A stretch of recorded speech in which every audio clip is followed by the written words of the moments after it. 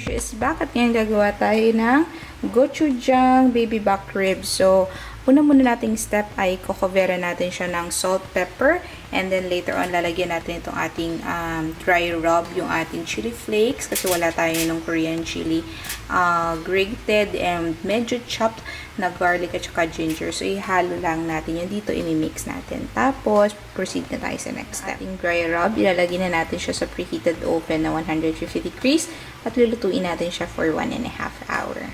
For the meanwhile, prepare muna natin yung ating gochujang sauce. Hintay natin maluto yung ribs, gawa muna tayo ng barbecue sauce.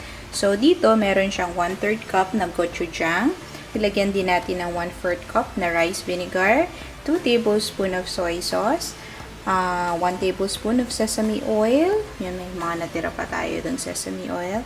At nilagyan din natin siya ng 2 tablespoons of sugar kasi wala akong honey. Nag-add din tayo ng 1.5 teaspoon of garlic at 1 teaspoon of minced ginger. So, paghalu-haluin lang natin. And after maluto ng ribs ng 1.5 hour, ilalagay natin ito dun sa ribs at lulutuin natin yung ribs for 30 minutes. 1.5 hour. Ang bango! Okay, so lagyan na natin yung ating gochujang sauce dito. And then, bake natin siya ulit for 30 minutes.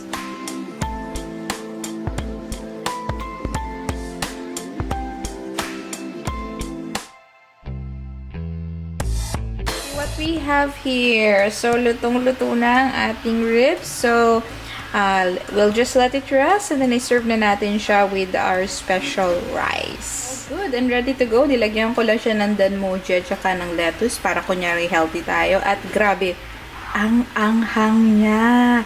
Oh well, so yun lang. Happy eating!